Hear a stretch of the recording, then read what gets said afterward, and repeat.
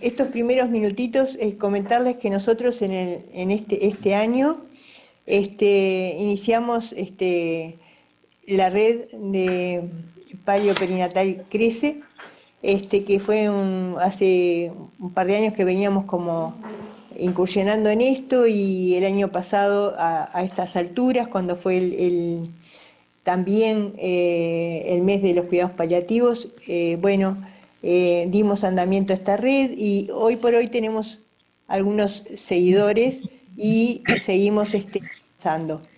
Hoy, en esta oportunidad que estamos haciendo un taller al mes, vamos a dedicar unos minutos a los cuidados paliativos en el Uruguay, que en este momento estamos cursando el mes de los cuidados paliativos, que este es el lema del Día Mundial, que es el 10 de octubre, mi cuidado, mi bienestar, que tiene un poco que ver con la pandemia y todo lo que los equipos de salud han tenido que aprender en estos tiempos.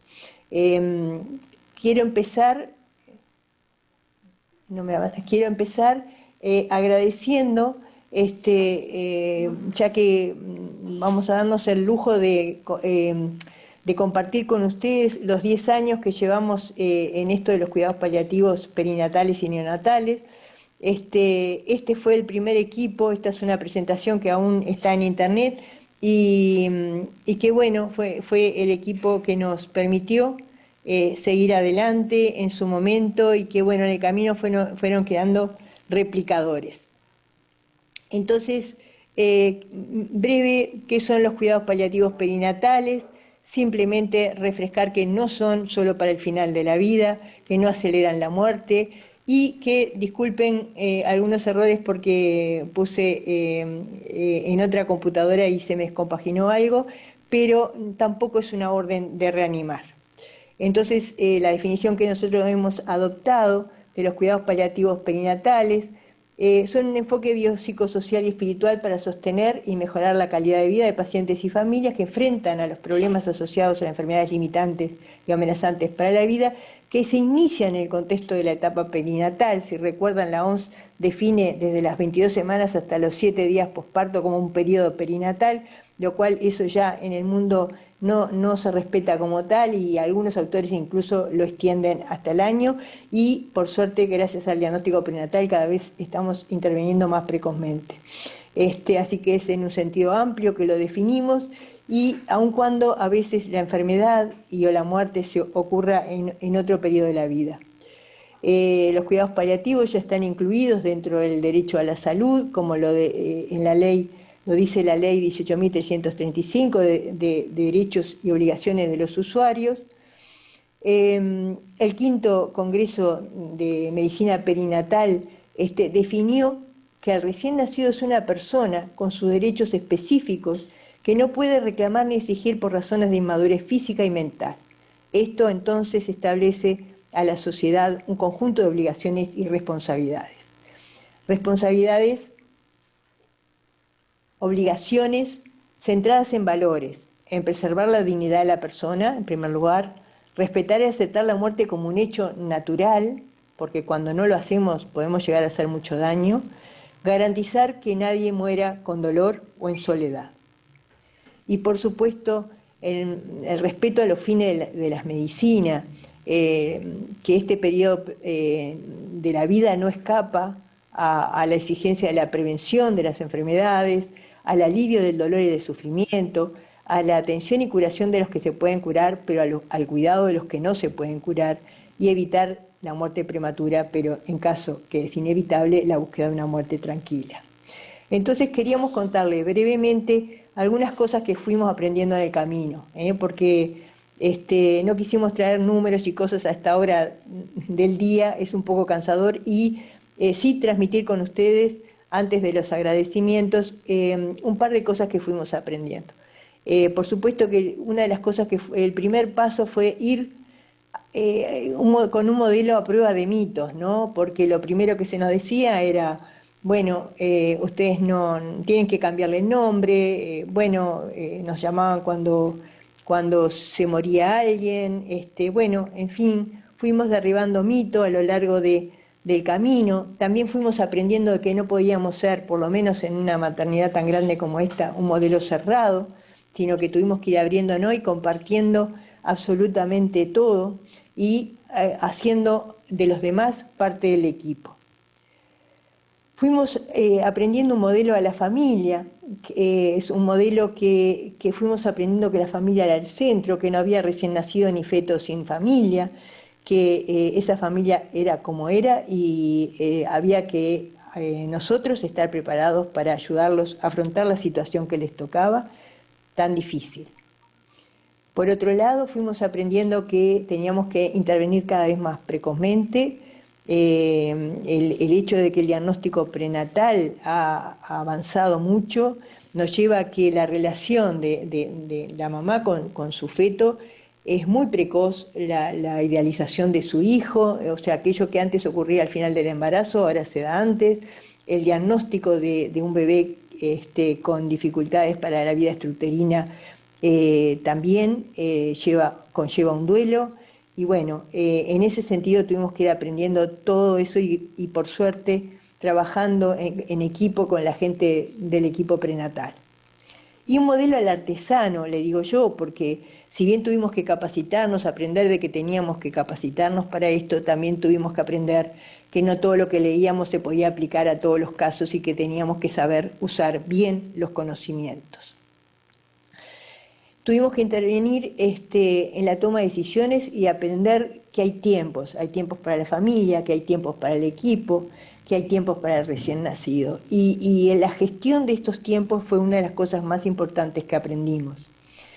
También nos llevó a que esto teníamos, al ser un modelo abierto y trabajar con todos, teníamos que estar educando, teníamos que estar transmitiendo de alguna manera, y se fueron logrando cosas en el camino como módulos, los primeros módulos a los residentes, que después se quedaron de forma más oficial, y últimamente incluso las pasantías.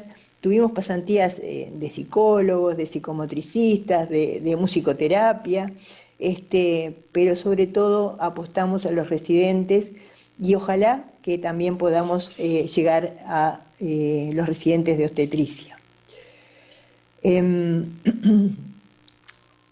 También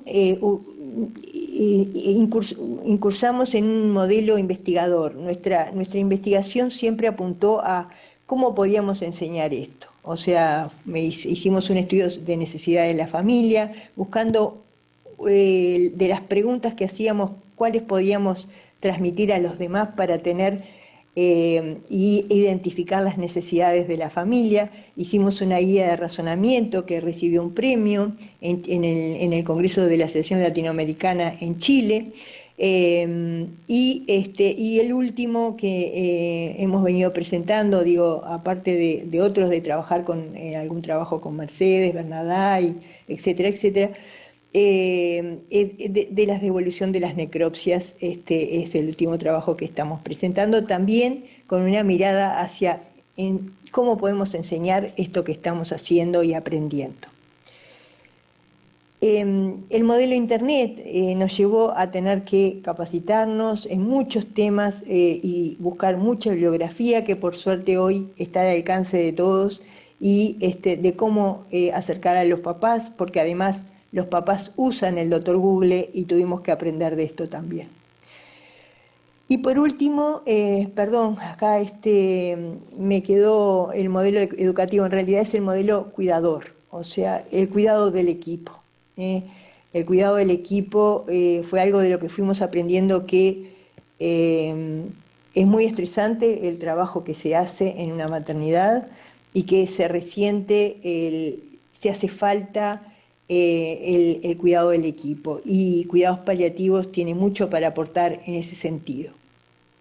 Entonces, en el 2019, como les decíamos, surge esta red con un ciclo de talleres mensuales, y vamos conociendo los referentes en cada lugar. Está dirigido no solo a personas que hacen paliativos, al contrario, a todos los que de alguna manera tienen que intervenir en esta etapa de la vida, hagan paliativo o trabajen en una maternidad. Y bueno, la idea es hacer reuniones locales tal vez para el año que viene y elaborar una guía entre todos. Bueno, quiero hacer algunos agradecimientos. No sé si se ve. Sí. Bueno, en particular, en primer lugar, quiero agradecer al doctor Daniel Borboné, que nos permitió crecer en este tema un poco loco al principio, y nos dio rienda suelta para las cosas que íbamos planteando, capaz que, bueno, con los debidos tiempos, pero siempre nos dio para adelante.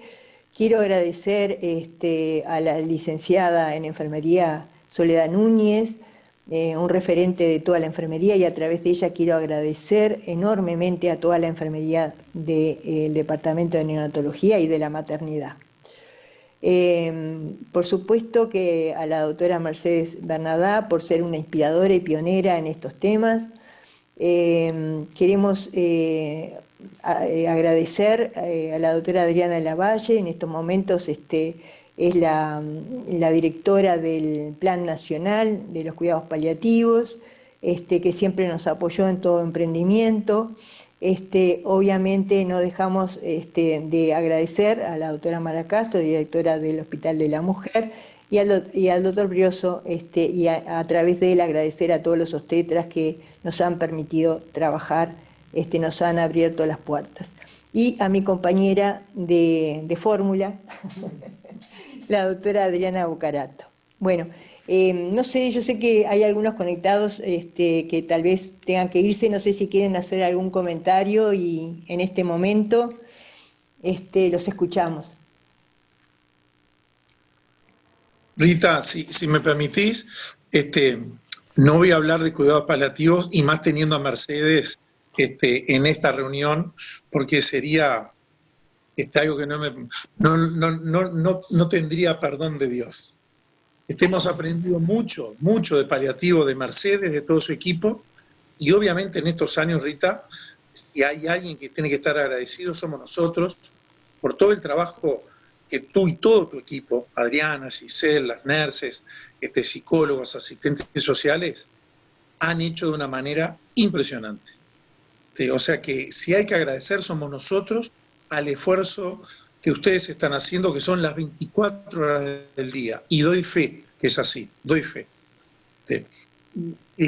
Han habido cambios, paradigmas que realmente hay que fortalecer en la neonatología y en la perinatología. Que algunos vienen de la pediatría, otros ya vienen de adultos. Pero bueno, bienvenidos sean esos cambios, aunque tardíamente, pero por suerte han llegado. Y tiene mucho que ver con los controles y los cuidados centrados en la familia, con los controles y los cuidados centrados en el neurodesarrollo, dejando de lado una medicalización que durante décadas nos permitió avanzar y mucho para lograr sobrevida, pero nos quedaron muchas deudas pendientes en la calidad de la sobrevida y sobre todo en el entorno familiar de esos pacientes. Y aprendimos mucho, y en estos años realmente hemos visto los errores que cometimos en este aspecto, y por suerte las nuevas generaciones, gracias a pioneras como ustedes, no van a cometer los errores que cometimos nuestras generaciones.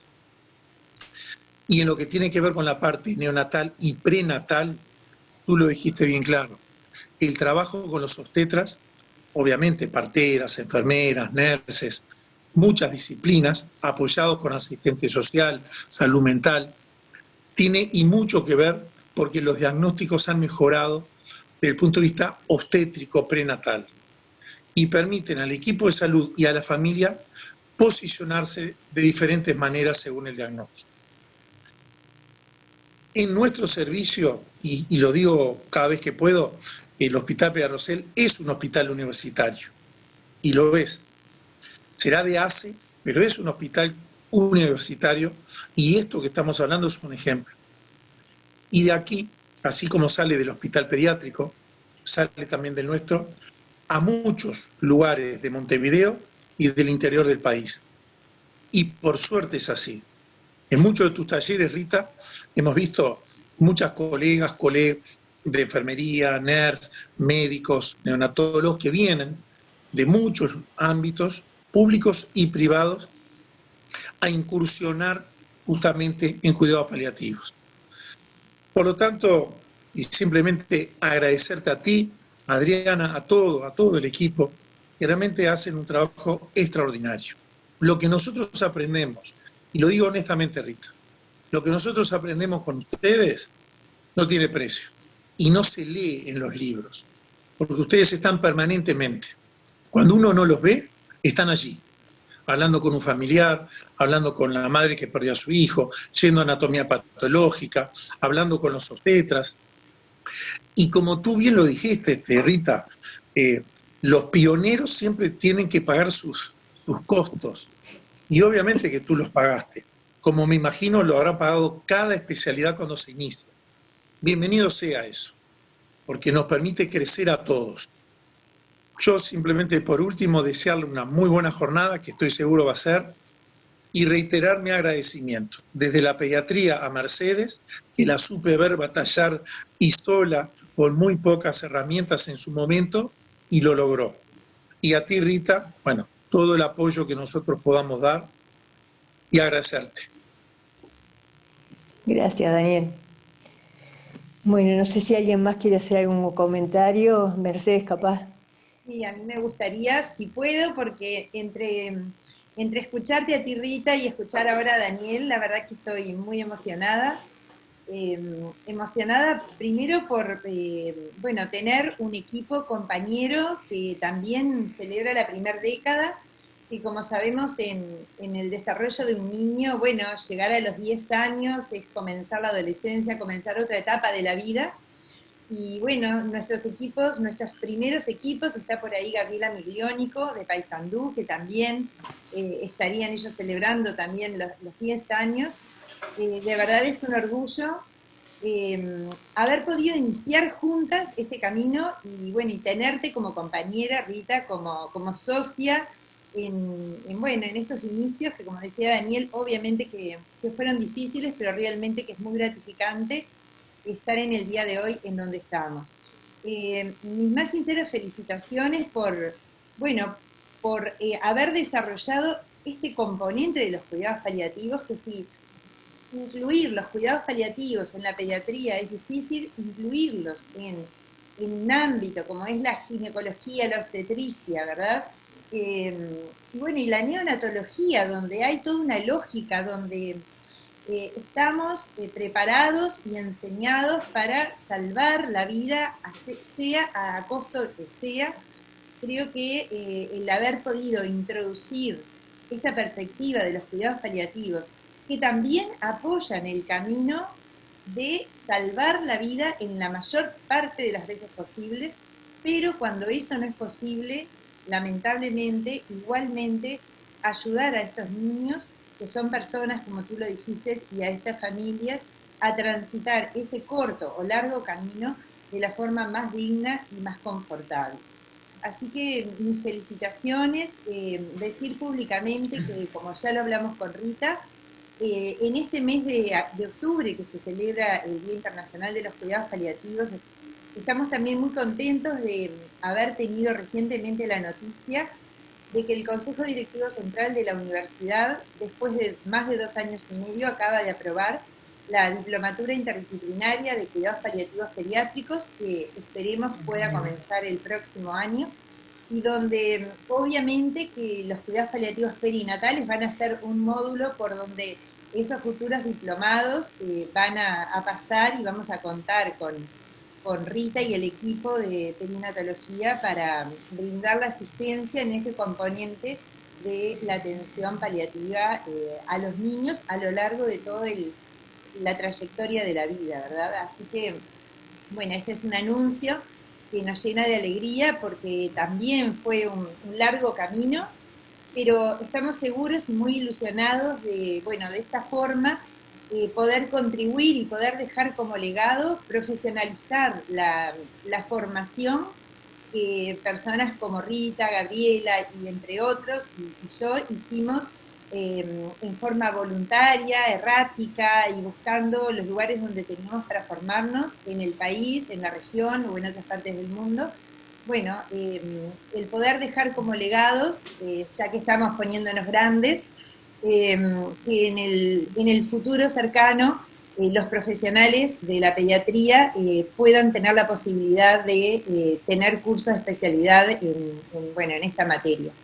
Así que también mis éxitos para estas jornadas, lamentablemente tenía una reunión acordada con una comisión anexa al Consejo de la Facultad de Medicina, también por un proyecto de desarrollar los cuidados paliativos en la interna de la Facultad de Medicina, así que la tenía agendada para las 16 horas y bueno, por eso es que me voy a poder quedar ese rato y nada más. Les deseo muchos éxitos y no solo en las jornadas, sino en los próximos años. Muchas gracias y nos alegramos mucho por esa noticia también y por supuesto que vamos a estar ahí, yo creo que es un sueño hecho realidad. Bueno, no sé si alguien más quiere hacer algún comentario, si no, por las dudas, si Adrián andaba por ahí que dijo que iba a intentarlo. Bueno, Rita, perdón que te interrumpa, pero Gabriela Migliónico hizo comentarios muy lindos en el chat. Ah, ¿no pudo ingresar? En el chat, pero no lo estamos viendo. Pero no estamos viendo el chat acá. Bueno, si quieren se los comparto. Dice bueno, Gabriela que desde Paysandú están y se sienten siempre muy cerca de este equipo de neonatología que siempre los han acompañado y enseñado con muchos pacientes. Muchas gracias, Gabriela. Bueno, con Gabriela siempre estamos muy cerca también. Bueno,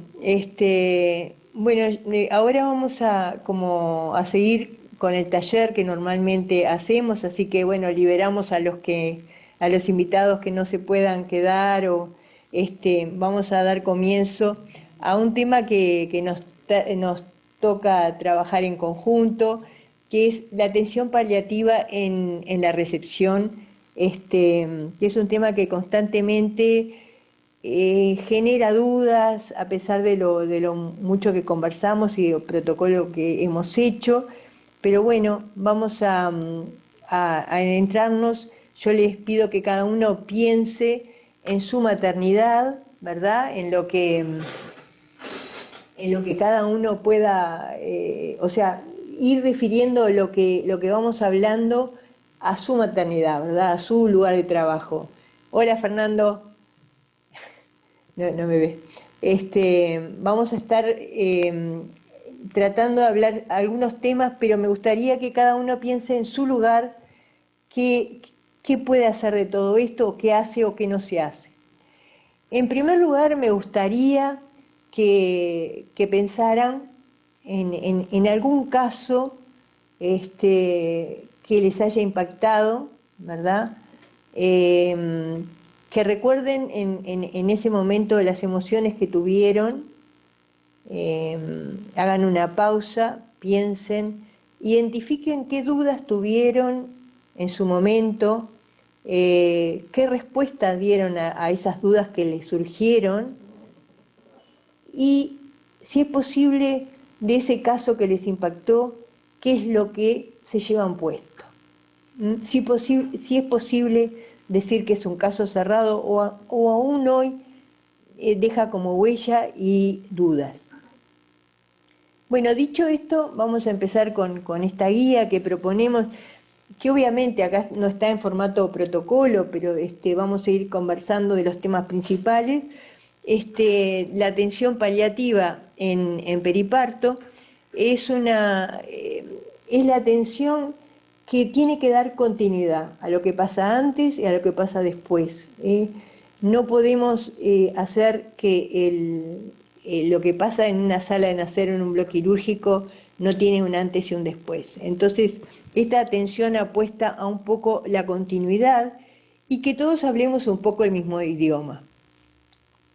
Nosotros dividimos en distintas áreas, un poco para hablar hoy, la identificación de escenarios paliativos, la asistencia, haciendo mucho hincapié en la analgesia, la toma de decisiones, la comunicación, el manejo del duelo y por supuesto los trámites. Capaz que hoy, dada la introducción que hicimos, no nos da el tiempo para llegar a todo, pero vamos a hacer un intento, ¿verdad? Lo primero es identificar los escenarios. ¿Cuáles son aquellos escenarios que en el periparto se benefician de la asistencia paliativa? A ver. No sé si me baja.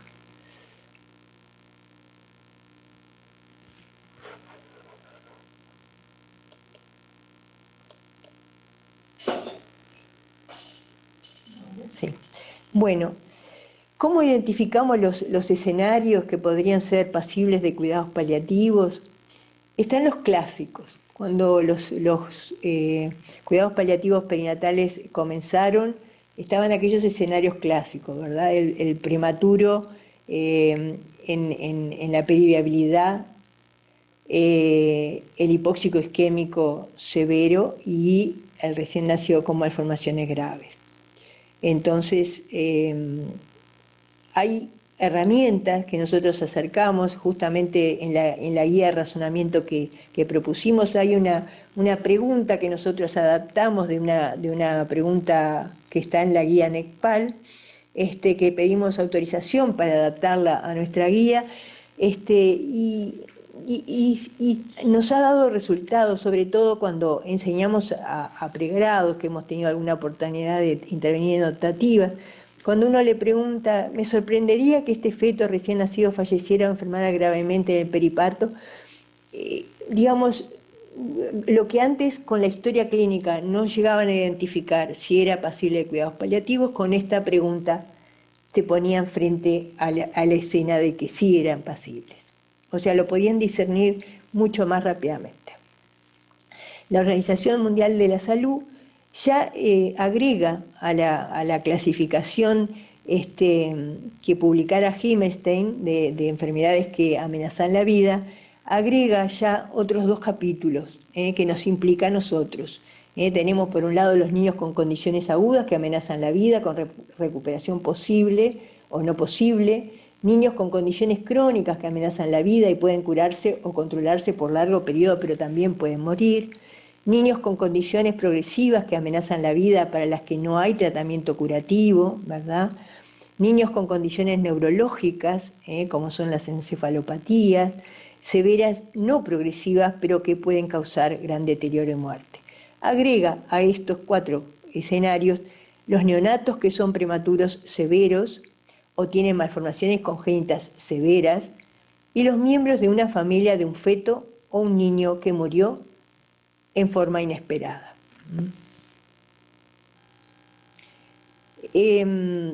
Bueno, la identificación de escenarios entonces que nosotros fuimos agregando porque fuimos viendo la necesidad, el óbito intrauterino o periparto, es un escenario esencialmente de cuidados paliativos y que ahora quiero referirme específicamente a que los cuidados paliativos no tiene que hacerlo solo un equipo de cuidados paliativos, todos tenemos que hablar el mismo idioma, por eso es la necesidad que nosotros vemos en estar en red y en hablar y compartir este idioma, ¿sí? Porque tiene que haber un mismo idioma en todo el personal.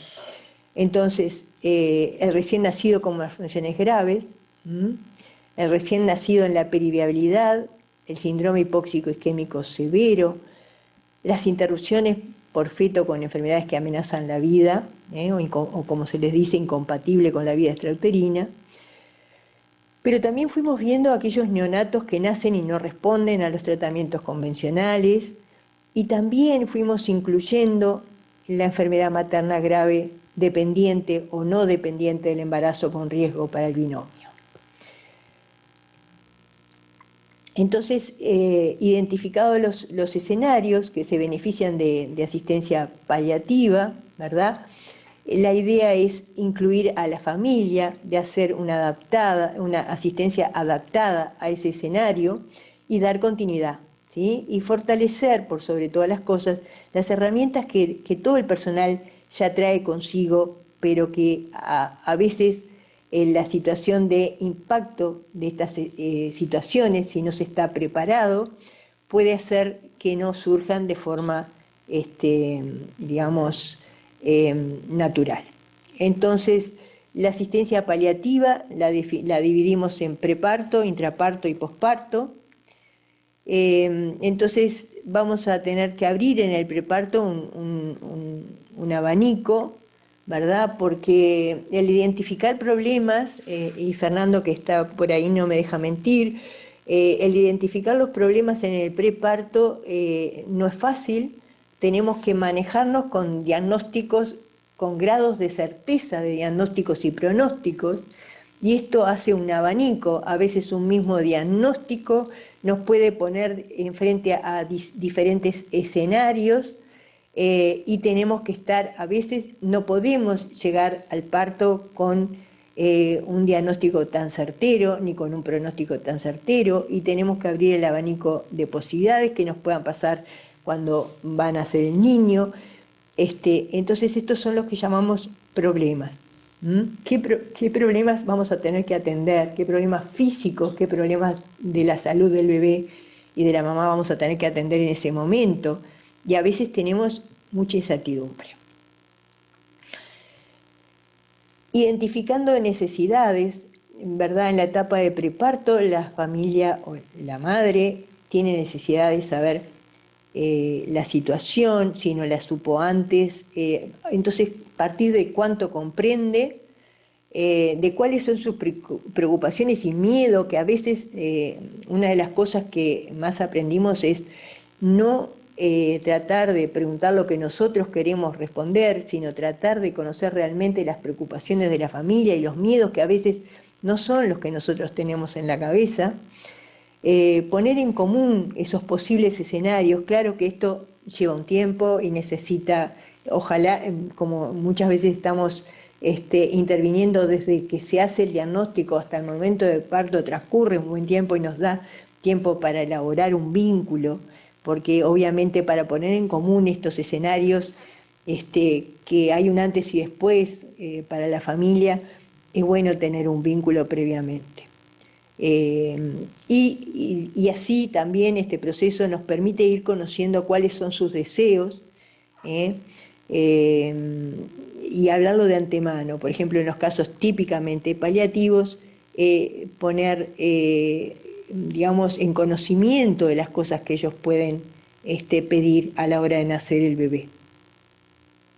Entonces, después tenemos que identificar qué respuestas vamos a tener de acuerdo a los problemas que identificamos, si va a ser un tratamiento curativo o predominantemente curativo, como puede ser el caso de una gastroscrisis, como puede ser el caso de una cardiopatía, por decir algún ejemplo, o el prematuro, por ejemplo, ¿verdad?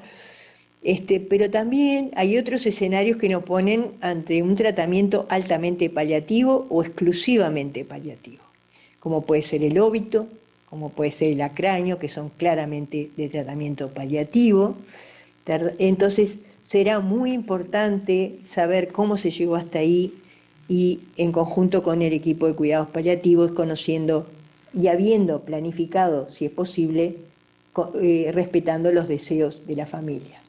Entonces, identificando las respuestas también por las necesidades, conociendo sus deseos y respetando en la medida de lo posible sus deseos, ¿verdad?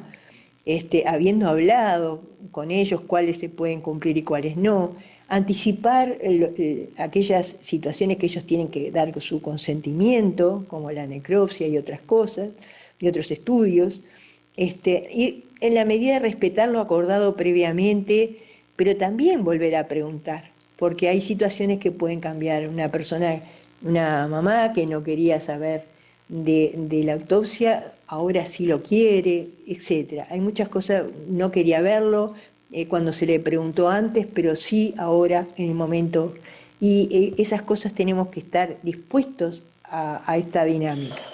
Y por supuesto que esta identificación de necesidades nos obliga a planificar los cuidados. La planificación de cuidados puede llevar dos modelos. Una es la carta de los papás, donde ellos relatan lo que desean para ese bebé que de golpe va a vivir poco tiempo en la recepción, ¿verdad? O también puede tener un documento de planificación de los cuidados paliativos, que se le debería dar una copia a la historia clínica y otra a los padres. Lo que más hemos hecho es escribir en la historia clínica, como no hay cultura un poco, nos cuesta lograr, sí, alguna vez se ha dado que los padres escriban una carta, pero en la medida que lo vayamos normalizando todos, esto va a ser más frecuente. ¿Verdad? Cercano al parto es conveniente repasar el contenido de esa planificación, volver a confirmar si se han comprendido, si hay dudas, ¿verdad? Y si han habido algunos cambios de opinión, tenerlos en cuenta.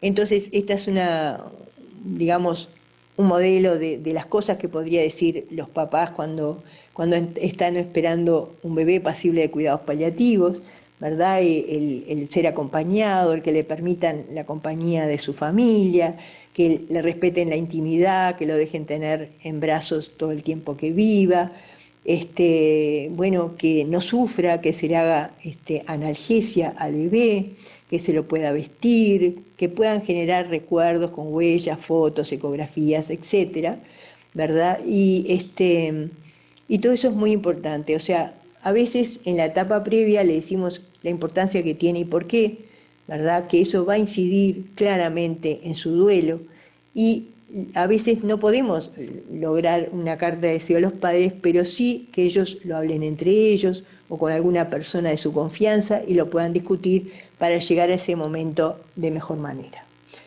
Entonces, la planificación de cuidado, primero que nada, es un proceso que lleva su tiempo, un proceso que requiere un conocimiento, un acercarse, un anticiparse, una invitación a anticiparse más que nada, ¿verdad? No es vamos a hacer esto porque es así. O sea, una de las cosas que tuvimos que cambiar es no ir con lo que yo tengo necesidad de informar, sino qué es lo que ellos necesitan en ese momento y de ahí llegar a lo demás. Entonces, poner en común, nosotros le llamamos poner en común a esta forma de comunicación en la que no le hago sentir al otro que está decidiendo por la vida o la no vida de su bebé, ¿sí? Porque hay cosas que están indicadas, hay cosas que no están indicadas y que nos compete a nosotros ponerlo en la mesa de esa manera. Entonces suelen necesitar en algún momento del proceso hablar de trámites, a veces nos podemos asombrar de que las mamás que ingresan con un óbito rápidamente nos preguntan, bueno, ¿qué va a pasar después? Bueno, eso en el momento que lo sientan hay que hacerlo. No va con que a mí me parece que es un momento inapropiado. No, si la familia o la mamá lo está pidiendo, hay que habilitarlo. Es ese, y adelantar todo lo que ella permita adelantar la situación, ¿sí? De lo contrario, se volverá a preguntar, ¿verdad? Las cosas que no pueda definir, como si quiere lactosia o no, por ejemplo, simplemente tranquilizarla, se volverá a preguntar y la decisión que tomes va a ser la mejor. O sea, no estamos cuestionando, vamos a estar presentes, vamos a estar contigo apoyándote la decisión que tomes.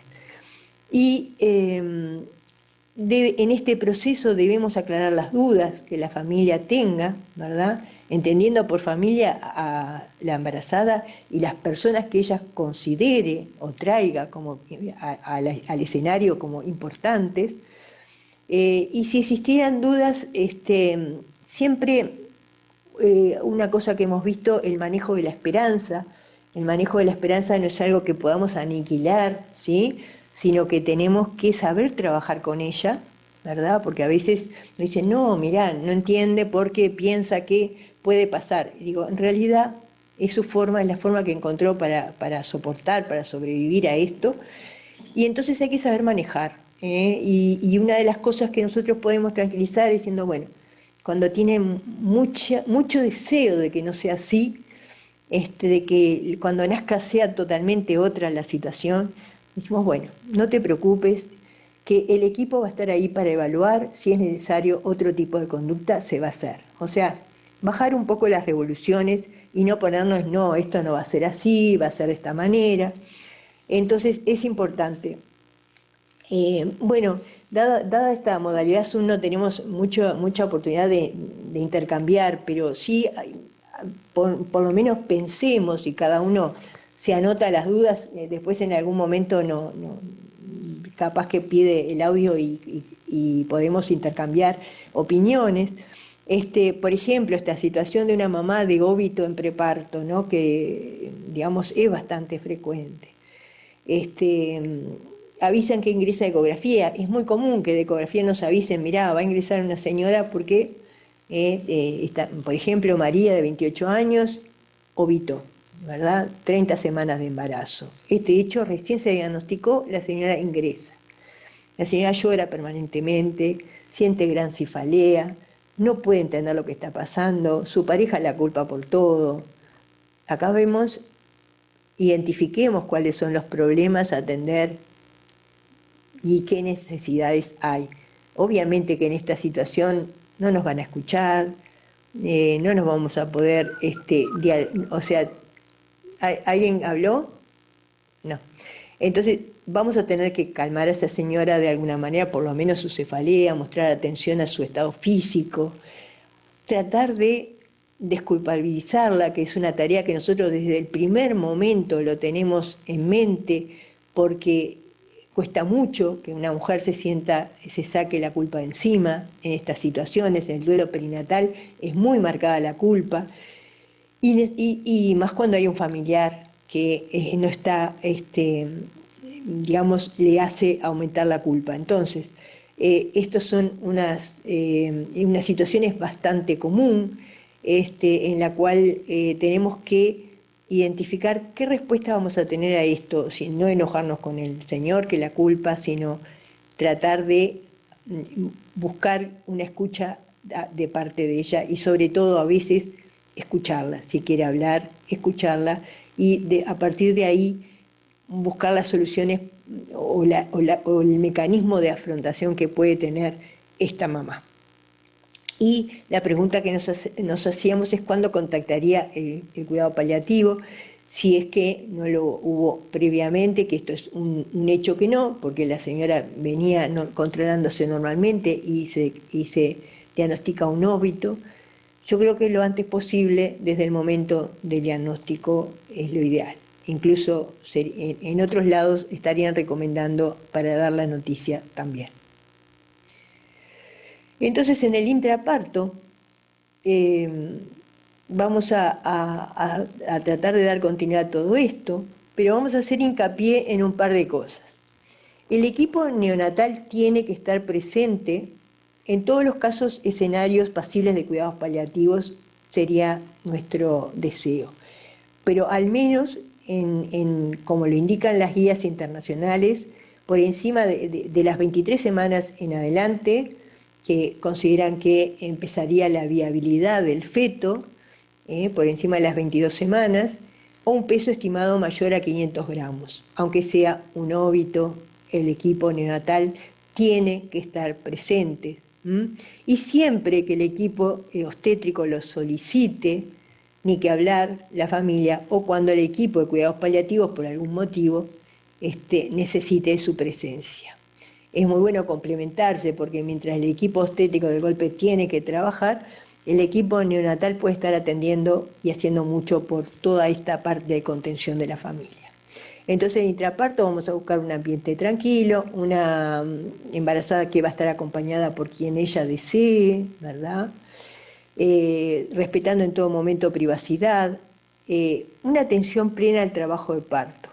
Yo creo que una atención plena es, a pesar de que es un parto que no se monitoriza, explicarle por qué no se monitoriza.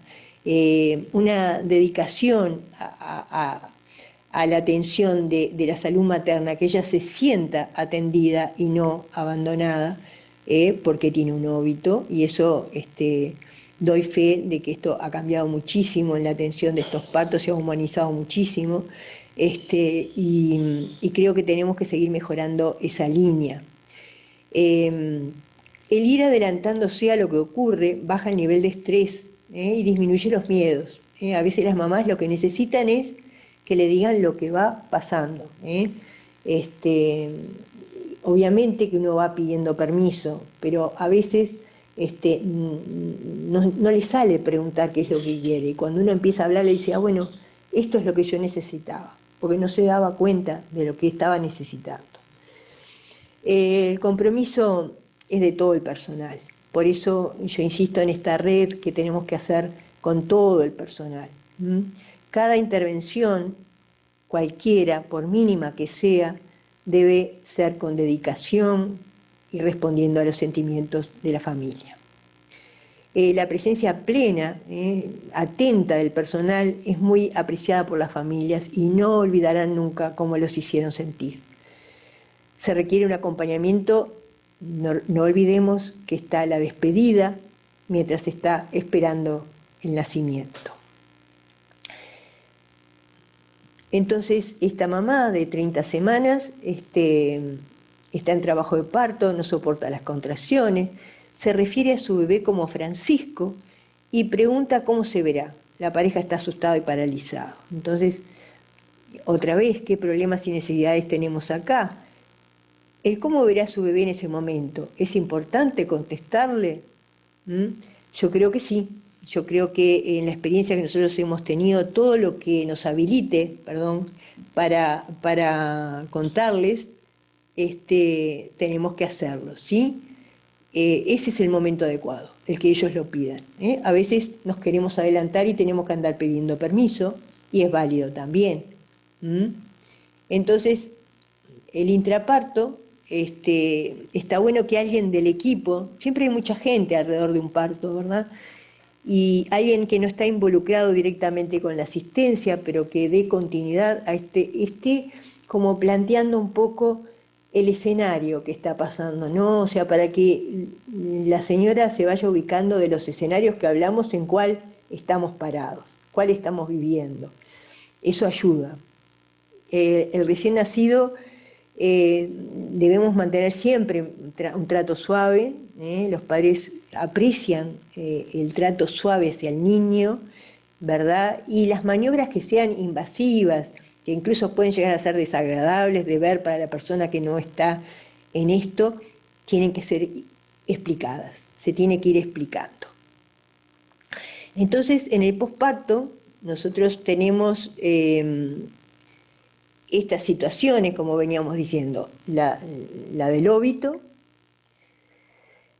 la del recién nacido que vive y que ingresa con un tratamiento predominantemente curativo, con un tratamiento paliativo predominantemente o con un tratamiento paliativo exclusivamente. Y está el recién nacido que fallece en recepción, tanto porque se preveía que iba a fallecer como aquel que fallece inesperadamente. Entonces, en el caso del óbito, lo que vamos a destacar es que no quiere decir que el equipo neonatal no tenga que estar, al contrario, ojalá que pueda estar en todos los casos.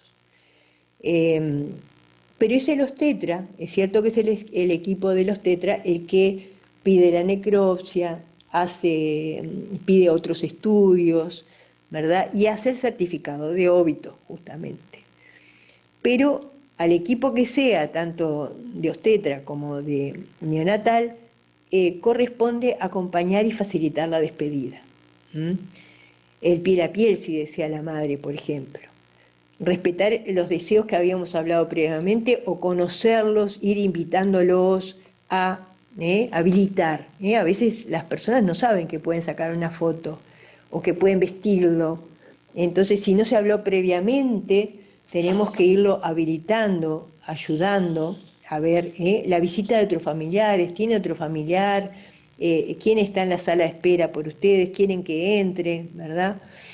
Es muy importante irse adelantando a cómo verán a su bebé. Esa pregunta que hacía la señora es muy importante, porque pasan horas entre que se inicia la inducción de un óbito a que nace, y por supuesto que la maceración modifica el aspecto del bebé y tenemos que irlos preparando, que la piel se modifica cuando está mucho en el agua, como la mano cuando está mucho en el agua, y los vamos aproximando a la situación real que se va a dar en el momento.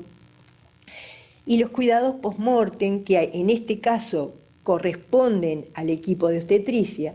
Si vamos al caso acá, como tenemos mamás, enfermeras separadas, neonatal y de obstetricia, o sea, de la mamá separada, en este caso correspondería todos los cuidados post-mortem a la enfermería de obstetricia, ¿sí?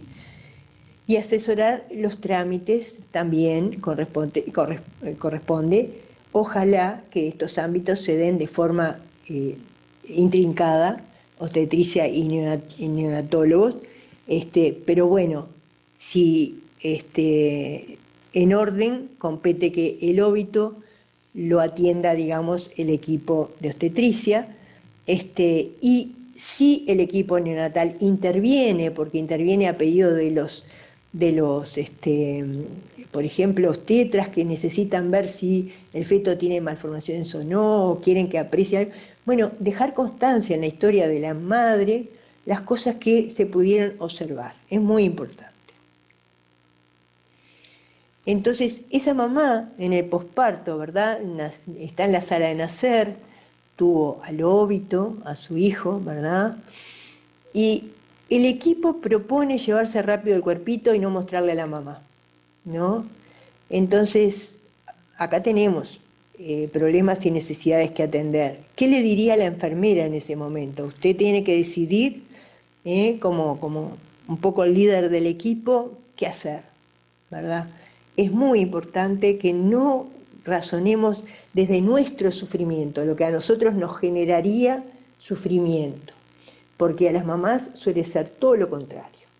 El lograr despedirse hay que habilitarlo, hay que facilitarlo, hay que permitirles que estén el tiempo que necesiten con el bebé en la sala de nacer, por ejemplo, o donde sea que se pueda de acuerdo a la institución, pero que tenga un espacio donde su familia o las personas que a ella le interese puedan estar con ella, ¿verdad? Y eso estamos trabajando ya para un duelo sano, ¿sí? Y es muy importante esa despedida. Nosotros, la experiencia que tenemos, que las mamás que no han podido despedirse tienen mucho mayor riesgo de un duelo patológico, incluso aún teniendo patología psiquiátrica o de otra índole, lo sobrellevan mucho mejor cuando hay una despedida. Entonces, por ejemplo, Analía, de 25 años, sana, primigesta, ingresa en trabajo de parto con genitorragia. Se constata bradicardia fetal, se hace una cesárea de urgencia, nace recién nacido sin latidos. ¿Reanimamos? Bueno, esta es una situación que la pongo porque genera muchas veces en las guardias alguna discusión. Siempre que una señora entre en con bradicardia fetal a una cesárea, el neonatólogo va a estar pronto con el laringo, con todo, para reanimar. Y debe ser así, porque no sabemos cuántos minutos, qué le podemos ofrecer al bebé. Claro, debe haber un límite, ¿no? No podemos reanimar indefinidamente, ¿no? Debemos saber respetar si no hay respuesta, pero sí reanimamos. Y no hay respuesta. ¿Cuál es el certificado que debemos hacer? ¿Los neonatólogos? No, los neonatólogos no. El paciente que nunca tuvo latido se hace un certificado de óbito. ¿Tá? Es importante esto, parece sencillo, pero en la práctica diaria genera problemas. El hecho de reanimar no quiere decir que haya estado vivo. O sea, simplemente estuvo vivo en el útero hasta hace muy, muy poquito. Y ante la duda uno tiene que darle esa chance. Entonces, el recién nacido que fallece en recepción, se hace el certificado de nacido vivo, y en esto vamos a hacer hincapié que nacido vivo es cualquier signo de vida, ya sea algún latido, ya sea respiración, ya sea movimiento, aunque no separado del cuerpo materno, pero aunque independientemente si se separó de la placenta o no, Si lo tuvo, el obstetra puede poner recién nacido vivo y los neonatólogos no tenemos que enojarnos porque esa es la definición de nacido vivo.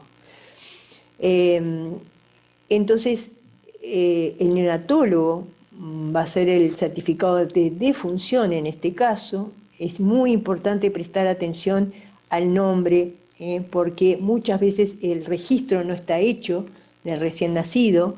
Nosotros por suerte tenemos el certificado electrónico, ¿verdad? Pero los papás pueden registrarlo de otra manera después. De hecho, en la Argentina, una abogada me decía, nosotros no hacemos certificados si no está registrado el niño, sino hay que hacer NN. O sea que mucho cuidado con ese tema, me parece que es importante seguir los pasos. Yo creo que admisión se encarga mucho de hacer digamos, esa supervisión, esa verificación, ¿verdad? Y es el neonatólogo el que tiene que pedir la autopsia y otros estudios, ¿verdad? Y además de hacer la historia neonatal, tiene que escribir en la historia materna, en el SIP, tiene que llenar el carnet de control. Es muy común que las madres que vienen con antecedentes de haber perdido un bebé no tengo nada escrito en el carnet. Y es muy doloroso para ella tener que explicar cada vez qué pasó. Entonces nosotros generalmente le hacemos un resumen, se lo ponemos en el carnet y se lo damos para que siempre que tenga que presentarlo lo pueda presentar. Entonces, en estos casos vamos a tener medidas de confort, vamos a optimizar las medidas no farmacológicas, vamos a dársela a los padres e incluso poner piel a piel si la madre lo desea, ¿verdad? Una vez que decidimos que ya nos reanimamos o si de entrada decidimos que el bebé va a fallecer, ¿verdad? La pseudoanalgesia por vía no invasiva, y incluso estando en brazos de los padres. No vamos a hacer maniobras invasivas, por lo menos no más a partir de ese momento. Vamos a facilitar la despedida, vamos a contemplar los tiempos de la familia y generar los recuerdos, como no nos vamos a cansar de decir, y los cuidados de post-mortem en este escenario corresponden a neonatología. Entonces, por ejemplo, en este caso, Sofía de 28 años, hipertensa, secundigesta, con un embarazo controlado, mal tolerado por enfermedad hipertensiva, se decide cesárea de urgencia por cifra de presión arterial que no mejoran con tratamiento. A las 32 semanas nace un pequeño parálisis gestacional con un Apgar 1 al minuto y fallece. Luego de 40 minutos se le realizó reanimación completa. Acá corresponde el certificado de nacido vivo, porque es lo que muchas veces dicen, bueno, pero a los 5 era 0, como que genera un poco de problema. Basta que haya tenido un latido para que se pueda considerar vivo. Lo que nosotros siempre apelamos un poco es a tener en cuenta los deseos de los papás en estas decisiones cuando están borderline las situaciones, tanto en el periviable como en estas situaciones. Pero lo que es legal, o sea, nadie puede negar que en esta situación se tiene que hacer un certificado de nacido vivo, así haya vivido 5 minutos. Entonces, en lugar de ponernos a cuestionar estas cosas en una guardia, creo que tenemos que atender los sentimientos de la familia y conocer mejor los deseos de la familia, para que no nos pase que de golpe un óbito que está en las 22 semanas y 5 días y pesa 490 gramos, no se entierre cuando el deseo de los papás fuertemente es enterrarlo. Entonces, creo que tenemos que dedicarnos a conocer un poco mejor este tema. Por ejemplo, lo ponía en ese sentido, ¿verdad? Un embarazo muy chico, de 17 semanas, que se interrumpe por un feto acráneo, ¿verdad? Nadie duda de que es paliativos. Generalmente le decimos que nace fallecido, por eso hay que abrir un poco el abanico de lo que puede pasar. Este niño tuvo latidos unos minutitos, nosotros sabemos que no va a vivir, ¿verdad? Y bueno, esta situación realmente amerita un par de reflexiones. Una, lo que decíamos con Fernando hace poco, que todo recién nacido vivo debe ser acompañado independientemente de la edad gestacional, ya sea el equipo que está, es el equipo de obstetricia o el equipo neonatal, el que está involucrado tiene que hacer frente a esta situación. Ningún recién nacido vivo puede quedar en una mesita, en una bolsita, no, porque tiene 17 semanas. ¿Tá? Ojalá que sea acompañado por sus padres y que esos minutos, yo una vez me pasó de una mamá de gemelares que estaba desesperada al día siguiente porque se había enterado que el bebito que falleció había vivido 6 minutos y que no había podido estar con él esos 6 minutos de vida. Entonces creo que esto nos hace trabajar desde el lado de las necesidades de la familia, ¿sí? ¿Qué certificado corresponde? Y en este caso, bueno, es un aborto, legalmente es un aborto, no importa que haya tenido algún latido, ¿verdad? Por definición, legalmente es un aborto. Una de las cosas que nosotros les adelantamos en esa charla preparto, que vamos una vez y vamos otra y vamos viendo en qué momento se lo adelantamos, le ponemos el escenario de si nace con el peso que estiman, si nace menos, con menor peso o mayor peso, porque eso cambia plenamente a veces los trámites que vamos a hacer. Y la familia tiene que estar preparado, porque en el momento se impacta muchísimo sobre las emociones de la gente, y entonces tenemos que por lo menos haber hablado previamente. Entonces en el recién nacido que vive ingresa, podrá no estar indicado una reanimación en un paciente que es paliativo exclusivo, como un acráneo, por decir algo grande y claro. Pueden no estar indicadas maniobras invasivas en el momento, pero sí la pseudoanalgesia. Siempre haremos pseudoanalgesia en el que tiene un tratamiento altamente paliativo o claramente paliativo, ¿sí? Entonces una reanimación puede corresponder cuando hay tratamientos curativos planteables, pero no cuando hay un tratamiento exclusivamente planteable. Y estos son los escenarios que tenemos que tener en mente cuando estamos bien, cuando tenemos esas incertidumbres, ¿sí? Entonces, hablando un poco de la analgesia está indicado siempre al final de la vida, ¿verdad? O sea, nunca nos vamos a equivocar por indicarla.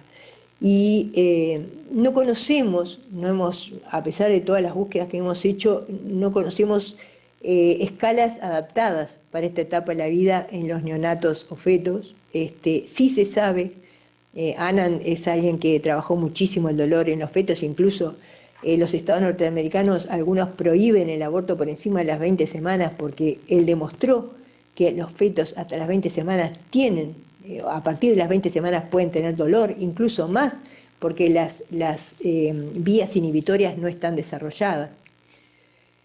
Entonces el material que nosotros propusimos en su momento y que se sigue manteniendo a pesar de las mudanzas, es tener siempre una ampolla de fentanilo y una ampolla de midazolam y una tabla con las dosis y el peso para en el momento no incurrir a errores.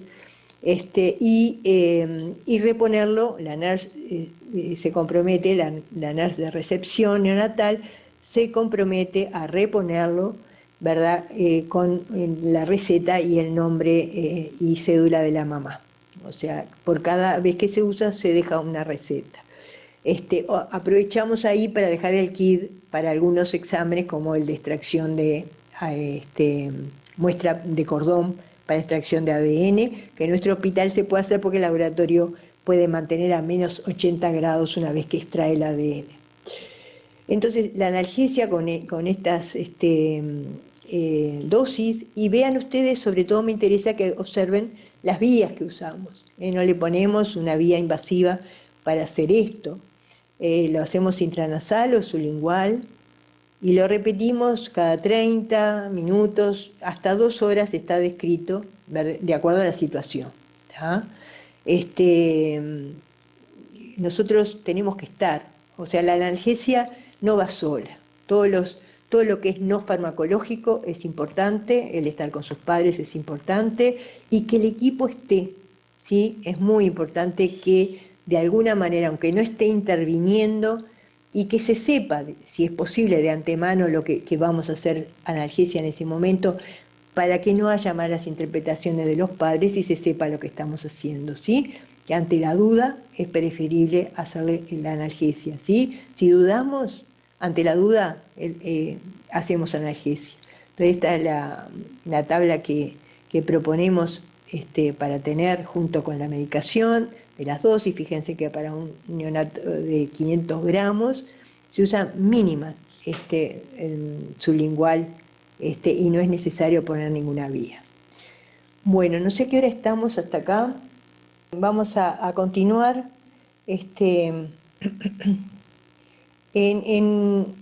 brevemente, porque cada uno de estos temas da para dar una charla y si es interactiva, mucho mejor, ¿verdad? Vamos a tener breves conceptos a tener en cuenta en la toma de decisiones, ¿verdad? Siempre hablar de proceso, toma de decisiones es un proceso, ¿verdad? Hay que analizar muy bien los hechos, el diagnóstico, el pronóstico, el grado de incertidumbre, qué cosas podemos hacer, qué opinión de especialista podemos necesitar, cuál es el escenario que estamos teniendo, ¿verdad? Prenatal, a veces periparto o postnatal. Tiene que haber un análisis de los valores en juego, de los principios éticos comprometidos a veces, el respeto de la autonomía, que digamos los padres pueden pedir a veces muchas cosas, pero la patria potestad tiene un límite, nadie puede pedirme que haga daño a un niño, a su hijo, por más que sea su hijo, o sea que no pensemos que los padres pueden pedir alocadamente cualquier cosa, sino que nuestra responsabilidad en adecuar y llevar al plano de lo posible. A veces los padres quieren que hagan todo, ¿no? Entonces, como dice mi profesor de ética, todo, sí, pero todo lo que le haga bien al niño, todo lo que sea proporcionado para esta situación, ¿sí? Entonces, el mayor bien, y nosotros estamos obligados a actuar en el mejor interés del paciente, o sea, nuestro pacientito, verlo al feto como paciente, también nos obliga a trabajar en el mejor interés, en lo correcto a hacer para él.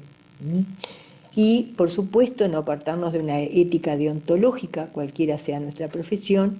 En nuestro caso, los médicos tenemos una ley de código de ética médica que establece ese respeto hacia la autonomía y establece para las personas que rechazan tratamientos, las personas de consentimiento también dan consentimiento. La ley 18.335 habla muchísimo del consentimiento, que en este caso nadie duda que los padres son los representantes legales, pero nuestra tarea está en poder asesorar bien a esos padres en la información que necesitan para tomar una respuesta, una decisión adecuada para sus hijos.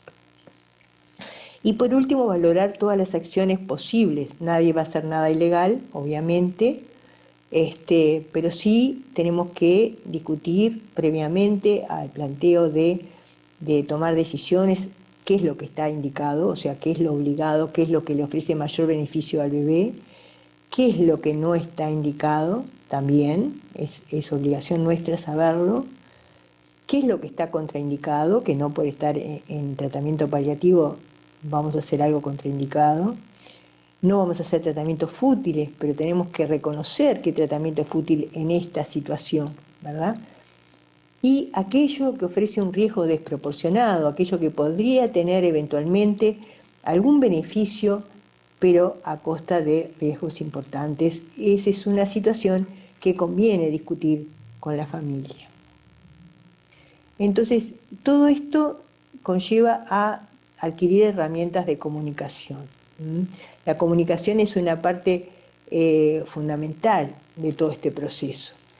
A veces no sabemos exactamente lo que tenemos que hacer, pero hay cosas que sí sabemos que no podemos dejar de hacer, y entre ellas es escuchar, hacer silencios, no dar la sensación de estar apuradísimos, tener una silla para estar al lado, para sentarse, para hablar con esa madre que está en preparto, y realmente entablar una empatía. Ustedes piensen que uno tiene un mensaje para dar, pero la verdad de ese mensaje es lo que el otro entiende. Eso es lo que va a generar y va a estar en el juego de las decisiones. Entonces tenemos que ser conscientes de eso y buscar las herramientas y tratar de derribar todas las dificultades que se pueda tener.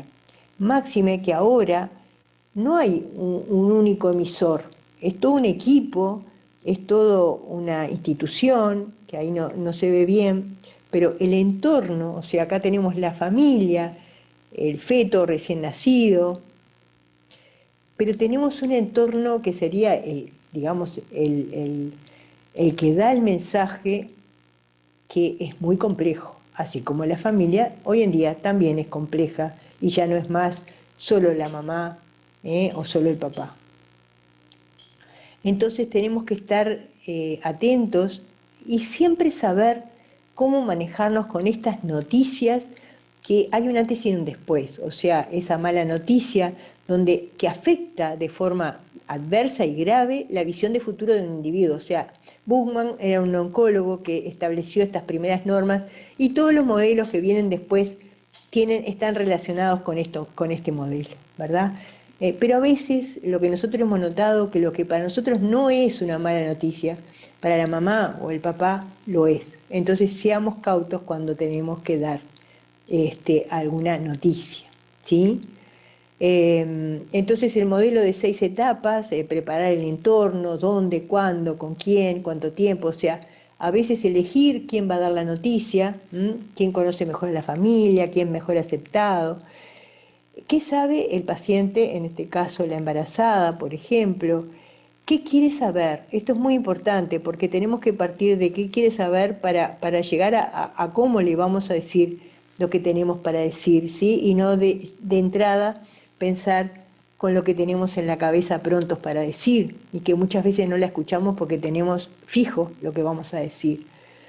Compartir la información más que preguntarle qué va a decidir. Primero hay que poner en común, hay que dar la información, ver qué respuestas genera esa información, atender con recursos básicos los sentimientos que surgen, y después iniciar un plan de anticipación de cuidados, pero no al revés.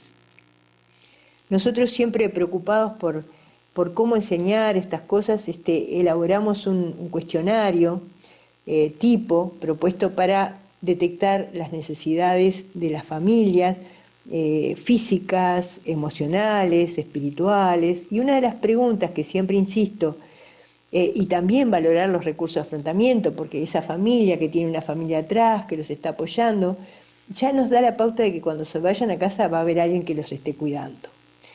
Entonces, esto de que, ¿por qué piensan que les pasó esto? Es una pregunta que con Adriana el otro día lo comentábamos, siempre nos da respuestas muy válidas, muy importantes y que a veces no imaginábamos que por la cabeza de estos papás podía estar pasando esa situación y nos da paño para trabajar con ese sentimiento, a veces de culpa, miles de situaciones, se separaron en embarazo, falleció un familiar, angustias, que siempre está la teoría de que le generó esto al bebé. Bueno, y el acompañamiento del duelo, o sea, el duelo no entendido por el que va a fallecer, ¿no? Sino que hay compañeras que tenemos en la red que trabajan muy lindo con duelo perinatal, o sea que no estamos en desconocimiento de lo que es duelo, pero sí la pérdida perinatal puede ser muchas. Puede ser que pierdan su ideal de ser papá y mamá, la pérdida de ese hijo que se proyectaba con determinado futuro de la familia, ese lugar que iba a ocupar. Entonces, son muchas pérdidas que hay en un duelo perinatal y no siempre es por fallecimiento. Entonces, ¿qué necesidades tienen cuando comienza este duelo y en el curso de este duelo, cuando están internados? Desean estar acompañados por el equipo que ya conocen, por eso a veces nos da mucha lástima cuando se programan las cosas y sabemos que no vamos a poder estar, en ese horario, porque para ellos es muy importante. No hay, una vez que hayamos estado presente en el parto, ya sea de un óbito, de cesárea, por otros motivos, que no hayamos recepcionado el bienestar de la familia al respecto de estar acompañados. Temen su propia reacción a ver al bebé, hay que habilitar, las emociones surgen, no somos culpables ni podemos gestionar lo que nos surge. Sí podemos pensar en eso y después gestionarlo, pero de una nos puede, a veces, muchos quieren verlo vivo y tenerlo en brazos, no quieren que sufra, eso es casi el 100%, desean tener intimidad, desean estar acompañados por la familia, estar solos, quieren vestirlo, necesitan los recuerdos como ya dijimos, bueno, desean decidir juntos autorización para los trámites que nosotros les pedimos, llamarlo por su nombre, aún siendo un óbito es importante reconocer eso. Hay frases que no ayudan, como hay que ser fuerte, ya vendrán otros hijos, son jóvenes. Hay frases que no ayudan y a veces cuando uno tiene una frase que no está seguro de lo que va a impactar es mejor hacer silencio. Entonces, en el duelo perinatal, nosotros habíamos en una charla reconocido 3 etapas: reconocer el duelo, reconocer las necesidades que surgen durante el duelo y elaborar una ruta a seguir, una estrategia para esta familia y el equipo. Como ya es sabido, Kubler-Ross estableció las etapas del duelo, pero que el duelo perinatal tiene sus propios tiempos, las fases se dan, pero a veces no en el orden que queremos. Por ejemplo, al principio recibe una noticia y está terriblemente atormentada, pero su apariencia puede ser realmente no puede reaccionar frente al entorno, esto lo hemos vivido más de una vez. También viene la etapa de angustia, viene la etapa de enojo, viene aquella etapa donde se empieza a intercalar la aceptación de algunas, como esas hojas muertas que están reconociendo cierta aceptación de lo que viene pasando, pero el día del duelo perinatal, que yo lo definí, acá no se ven los movimientos de las imágenes, pero es tal cual, o sea, en un día podemos tener muchas de estas emociones.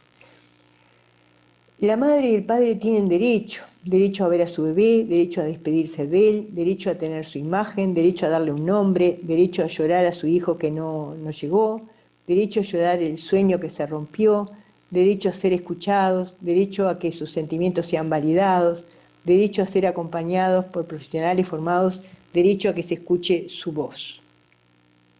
Entonces, y el equipo, ¿no?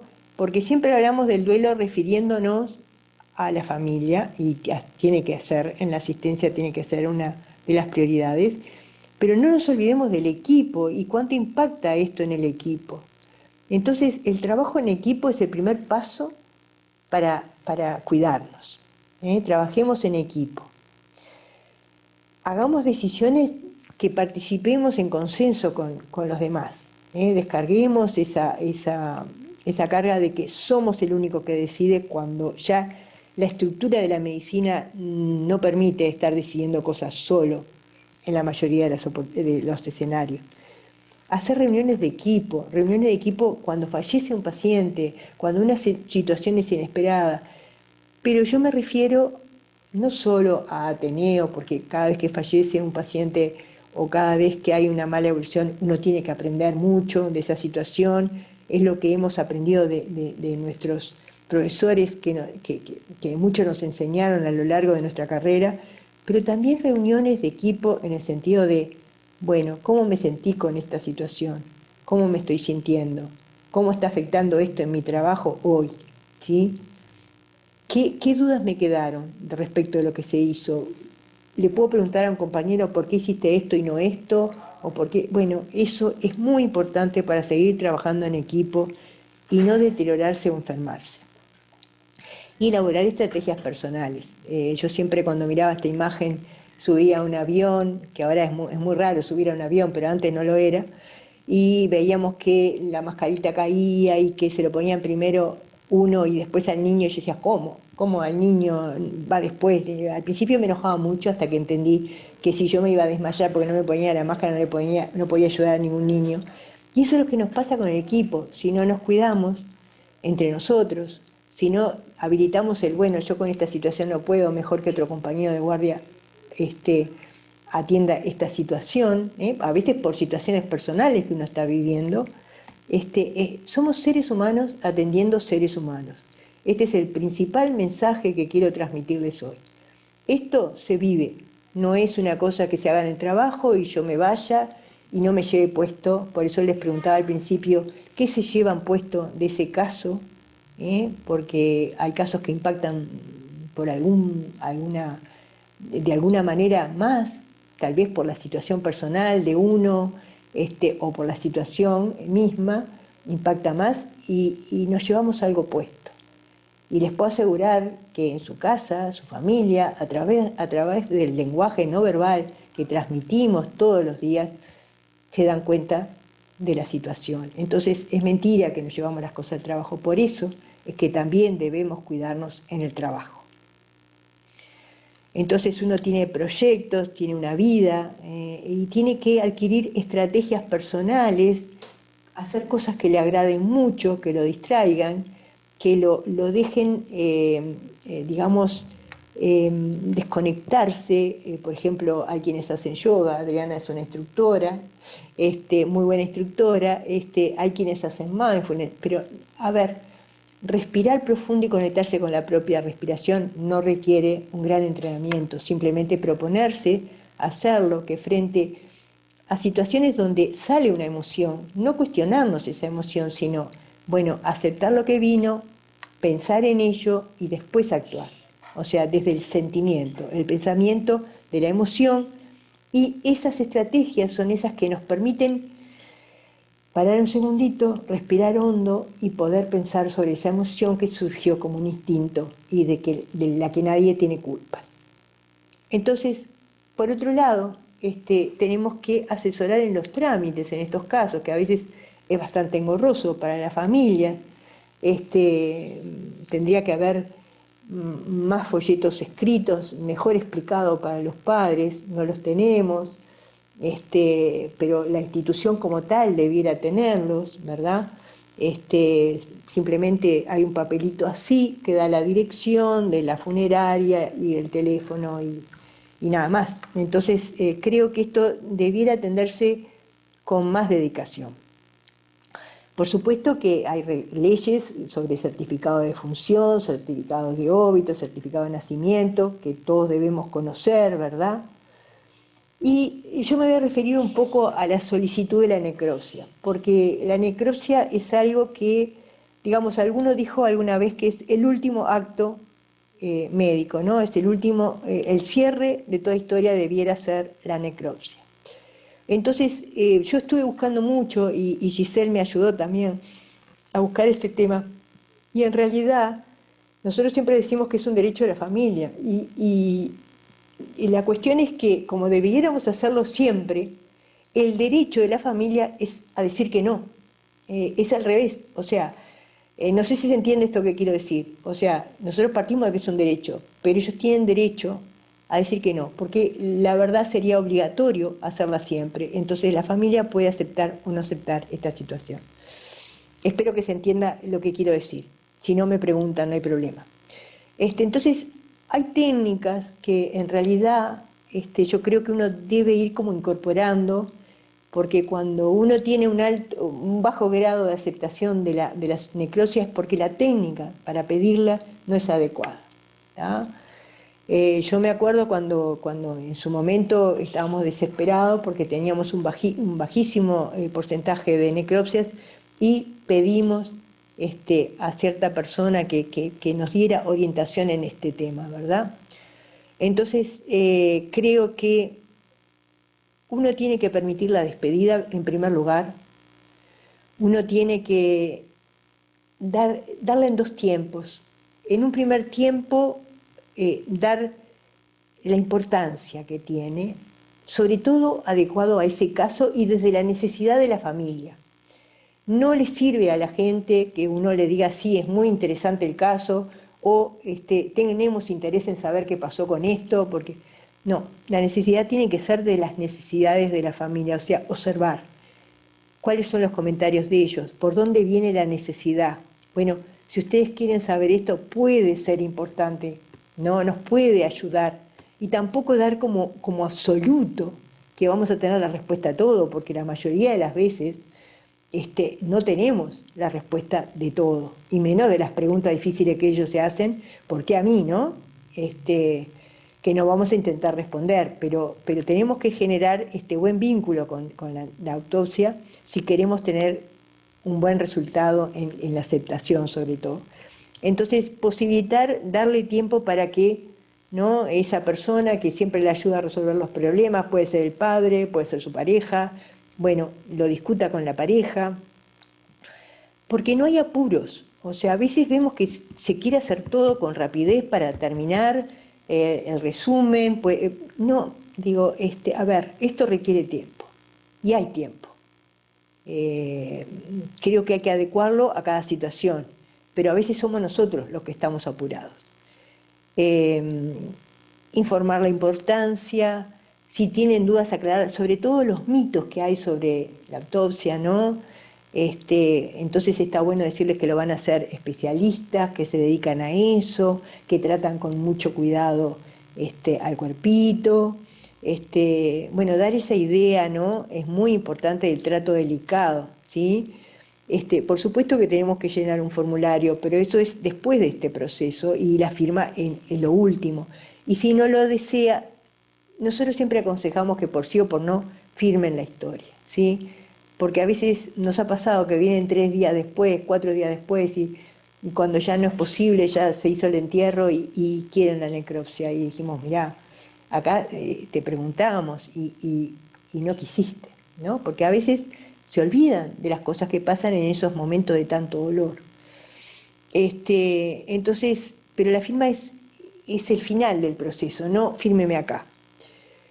A veces, si hay mucho interés, porque puede ser vital para el futuro de la familia en cuanto a sus gestaciones y demás hijos, se puede ofrecer alguna necropsia parcial, ¿tá? El anatomopatólogo hay que avisarle de que así va a ser y qué es lo que aceptó concretamente la familia, una punción, una biopsia de tal cosa. Digo, eso se puede hacer, digo, al principio tuvimos reuniones con anatomopatólogos, pueden vestirlo, ¿verdad? Y en anatomía patológica ya saben que si viene vestido lo tienen que devolver en las mismas condiciones. Igualmente ahora, en caso de cremación, también los están aceptando vestidos. También es importante decir lo que dura el procedimiento, que dura 1 hora aproximadamente, no más, pero que el resultado va a estar, a veces en caso de óbitos en 1 mes está, pero la mayoría de las veces cuando es un recién nacido fallecido anda entre los 3 meses, un promedio de 3 meses, que es un gran avance porque teníamos un atraso mucho más importante. Entonces, en el caso de óbito, una de las cosas que quiero recalcar, que es importante que se escriba en la historia de la mamá. Por supuesto que el aborto es menor de 22 semanas, menor de 500 gramos, ¿sí? Eso se califica como aborto. Pero a veces están borderline, son gramitos o días mínimos donde uno puede complacer los deseos de los papás. No para todos es fácil aceptar que ese feto con el cual estableció un vínculo precozmente, gracias a los diagnósticos prenatales, a las ecografías, fue estableciendo un vínculo muy fuerte. Establecer que ese fetito se va a ir con la placenta no es fácil. No es fácil, y a veces pueden requerir el entierro, y a veces unos gramitos no hacen la diferencia y sí pueden hacer el bien para el futuro del duelo de esta familia. Entonces, si el recién nacido nace fallecido o fallece a muy poco de nacer, quedando como óbito, por ejemplo, la única diferencia es que el óbito como dijimos, hace la solicitud el obstetra y el recién nacido con certificado de función lo hace el neonatólogo, es conveniente registrar en la historia materna cualquier dato de interés que el neonatólogo observe, ¿sí? Lo mismo si reanima un niño que entró a la cesárea, como decíamos hoy, con bradicardia fetal, nace, lo reaniman, no queda nada escrito en ningún lado porque quedó como visto. Eso hay que dejarlo constancia en la historia materna, es lo correcto. No lleva el nombre del bebé, a diferencia del certificado de función. Esto es visto desde el lado de los padres, no es tan bien visto. Hay grupos de papás que procuran que esto cambie, que no quede como hijo de, sino que sea por el nombre, ¿sí? Es importante para ellos que en algún lado figure el nombre del bebé. Pero de hecho el certificado de óbito no lo lleva, ¿ya? Les sepan que pueden pedir una partida posteriormente, en cualquiera de los casos de que fallece. Hoy por hoy tenemos el certificado de óbito electrónico y la solicitud de la necropsia debe ir acompañada al cuerpito de un resumen de la historia, ¿verdad? Y un certificado y un formulario de solicitud, que es muy importante que tengan los datos de contacto. Muchas veces recibimos, nosotros con anatomía patológica tenemos contacto permanente y nos pasan permanentemente, y a veces no tenemos un simple número a quien llamar y dependemos de que vengan a buscar y anatomía patológica los contacte con nosotros para dar la devolución. Nosotros consideramos que la devolución de la necropsia es como digamos, algo que ayuda muchísimo al cierre de ese duelo, ¿sí? También hay que pedir consentimiento, por lo menos registrar que se acepta otro tipo de muestras. Entonces, si nace vivo, se hará el certificado de nacido vivo electrónico, que lo hará el obstetra, obviamente, y los padres tienen 10 días hábiles para la inscripción en el registro civil. Es muy importante esto, porque si no se hace, después se hace de oficio, y a veces los certificados que se hacen en el momento de nacimiento tienen errores, como de sexo, como de nombre, el nombre que le quería poner no era ese, y nos hemos encontrado con muchas situaciones que si no están en tiempo y forma tienen que hacer otros trámites para corregir esas cosas. Y bueno, sí le corresponde al neonatólogo hacer el certificado de función electrónico, ¿verdad? Y solicitar la autorización de la necropsia, ¿tá? Es muy importante, no se olviden de que la oficina de admisión es toda la que se encarga de los trámites referentes a la morgue, o sea, el que la empresa tiene que llamar para ver si está habilitado llevarse el cuerpito, si terminó la autopsia, si es el que le va a abrir a la empresa para llevárselo, ¿sí? Y no se olviden llenar el CIP y el carnet de control de la madre, que es un debe. Para nosotros la necropsia empieza en el momento de solicitarla, ¿sí? No vale mostrar el interés académico, como decías, pero sí partir de las necesidades que ellos tienen. Si uno encuentra esa necesidad que la puede cubrir la autopsia, ellos van a encontrar un significado, un sentido, pero muchas veces el diagnóstico está muy claro. Hace 8 meses que le vienen diciendo que su hijo tiene tal o cual cosa, cuando nace se le dice que murió de tal o cual cosa, y realmente en la mente de las personas quieren recordarlo de esa manera, no quieren tener, digamos, sentir, digamos, que abrieron a su hijo, ese tipo de cosas, que hay que trabajarlas, ¿sí? Hay que trabajarlas, es muy importante. En ese momento no suelen pensar en futuros hijos en general, pero si la persona lo trae a colación está perfecto hablar de ello. puede ser que tengan hijas en edad fértil y puedan tener estas dudas de si les puede pasar a ellas.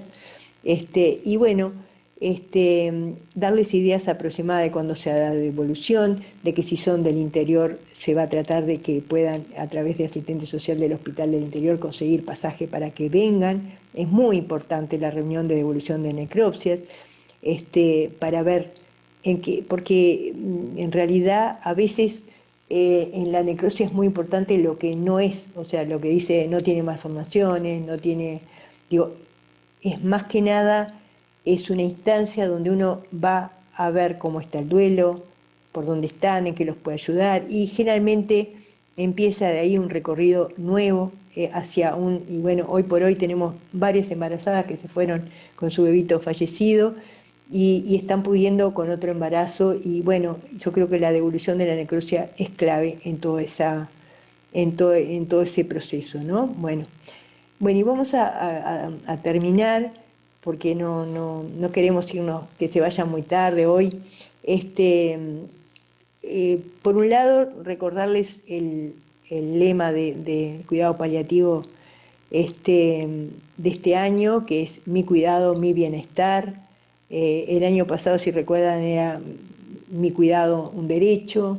Creo que este año, en base a la pandemia y a las situaciones que han tenido que vivir equipos de salud, que por suerte a nosotros nos tocó, digamos, no nos tocó de lleno, pero sí sabemos que hay equipos que han sufrido muchísimo, y que los cuidados paliativos sufrieron una crisis, porque hubo gente que murió sola, hubo gente que murió con dolor, hubo gente que murió sin cuidados paliativos. Entonces creo que trajo el tema para que nos cuestionemos cómo estamos haciendo las cosas, y creo que ni aún en tiempo de pandemia nadie debe morir solo, con dolor, y que el equipo no debe perder su humanidad. Bueno, como no salen los movimientos, ahí iba un abrazo virtual. Y bueno, y los voy a dejar con este poema. Si alguien quiere, voy a mencionar antes de terminar que el doctor Leonel Brioso nos mandó un mensaje que lo escuchamos después, agradeciéndonos y bueno, disculpándose porque no podía estar presente, y le agradecemos muchísimo ese mensaje, la verdad. Y bueno, los quiero dejar con este poema que a mí últimamente se me da por estas cosas, yo qué sé, a la vejez, ¿no? Y bueno, el otro día me puse a pensar que ser para otro es ser, estar para otro es estar. Tus preguntas recibo, tu tormenta habilito, tus lágrimas recojo, tu dignidad me dignifica, mi dignidad te significa. El encuentro vence ante la muerte. Pone en mi mano tu sufrir, aliviemos nuestras almas. Un abrazo, Rita Rufo. Bueno, no sé si alguien quiere comentar algo, decir algo. Bárbaro. Bueno, en primer lugar, felicitarte por la presentación. Yo ya hemos hablado un montón de veces de este tipo del tema en el cual estás enmarcada en esta presentación. Yo creo que más que nada, más que los conceptos teóricos o los conceptos básicos de esto, lo que más importa es aquellas pautas o pequeños detalles que nos ayudan a manejar este tipo de pacientes. A veces lo complicado es manejar los pequeños detalles en este tipo de pacientes y sobre todo en las familias que están involucradas en un problema mayor, en un problema de este tipo, que es uno de los más angustiantes que puedan sufrir. Nosotros, yo me puedo decir que estamos trabajando en esta línea, si bien vos sos la que lleva adelante, vos y Adriana son las que llevan adelante las líneas de trabajo. Nosotros estamos totalmente alineados al manejo de esta forma, a esta forma de manejar estas situaciones en sala de nacimientos, antes del nacimiento, antes que se produzca el parto, después que se nace y después que se produjo el parto, y también en el cuidado intensivo o en la muerte inesperada, que tal vez es la más difícil de manejar. Así que está bueno que podamos compartir esto para que todos podamos utilizar estos tips, estas pautas que vos nos dejaste. Yo te agradezco de nuevo, te agradezco de nuevo a vos y a Adriana, a toda la comunicación sobre este tema, y nada, un poco el compromiso de seguir trabajando en esta línea, que creo que todos los que trabajamos en el entorno de la recepción del recién nacido, es necesario que las conozcamos, si no, cuando enfrentarnos a este tipo de situaciones sin ninguna base, en general el resultado no es bueno. Así que muchísimas gracias por la presentación y felicitaciones de nuevo. Un beso. Bueno, gracias Fernando, gracias por tu apoyo todos los días. Rita. Bueno, no sé si quiere algún comentario. Gabriela. Gabriela, dale, adelante, ¿cómo andás? Bien. Bueno, Rita, yo solamente desde Paysandú agradecerte. Bueno, a raíz de estas reuniones y de estos eventos que hemos tenido contigo, nosotros hemos modificado bastantes cosas en nuestra actuación. Hemos podido abordar todo lo de lo perinatal. Nos has enseñado mucho. Yo ahí en el chat lo puse, hemos formado ese maletín con medicación, hemos podido hacer reuniones y eso te has enterado con el personal de enfermería a medida que hemos vivido diferentes situaciones para poder, después que pasan, poder procesarlo. Hemos hecho nuestras cajitas de recuerdo, entonces y una de las cosas que también se ha abordado todos estos niños en el en lo postnatal y sin expectativas a veces de vida, o simplemente a veces con escasas horas. También hemos abordado con el equipo de UCEPIN, y que ha sido como muy beneficioso para todo el grupo, porque a pesar de que es un equipo que se trabaja en CTI y que ellos ven niños más graves, el poder abordarlo con un equipo de salud mental y poder ya traer una mamá que viene manejando su patología prenatalmente, ha cambiado muchísimo, y eso hasta ahora nosotros no lo habíamos hecho. De hecho, abordarlo en los ateneos ginecológicos cuando se ha hecho un diagnóstico que nos van a llamar, y que muchas veces desde la ecografía mismo, cuando se han encontrado algunas cosas en las cuales no hay un diagnóstico todavía seguro, certero, y si se ha sospechado algo, también lo han informado. Entonces, eso quería comentarte porque en realidad es un paso enorme que se ha dado acá. Creo que es un gran apoyo para nosotros como médicos, ¿no? Pero para todo el entorno y para todo el equipo que trabaja con la familia, para la enfermería, con las NERS mismas, es como que las veces que después nos reunimos, como que nos pasa eso, que nosotros sentimos que nos sentimos muy aliviados, porque en realidad no solamente como médicos hemos actuado, sino que también como que se ha ayudado todo el entorno que trabaja con el niño, ¿no? Era eso, ¿no? Bueno, muchas gracias, Gabriela. Siempre estamos muy afín y te agradezco tus palabras. Bueno, no sé si alguien más quiere hacer algún comentario. Está callada, la otra Gabriela. La otra Gabriela, que también totalmente apoyo lo que decía Gabriela. Recién acá por Maldonado que tuvimos un primer contacto con un caso perinatal, y realmente la experiencia, a pesar de la situación, fue muy positiva, obviamente con tu apoyo, y eso, la devolución de los padres, es lo que después te da como fuerza para decir, sí, realmente hicimos las cosas, bueno, obviamente lo mejor posible dentro de la situación, pero la devolución fue esa. Ya pasaron unos cuantos días, ahora hace 15 días, y los papás, como a pesar de todo el sufrimiento, notaron ese acompañamiento del equipo, que las cosas, si bien no lo habían pasado anteriormente, pero bueno, notaron, recalcaron sentirse acompañados. Así que vamos a seguir aprendiendo, porque sinceramente, digo, no nos dedicamos exclusivamente a la neonatología, pero bueno, son casos que suceden y hace la diferencia si los tratas diferente. Por supuesto. No, y además hay que trabajar junto con los neonatólogos en los casos que no son neonatólogos dentro del equipo de paliativo, hay que trabajar junto, hay que abrirse.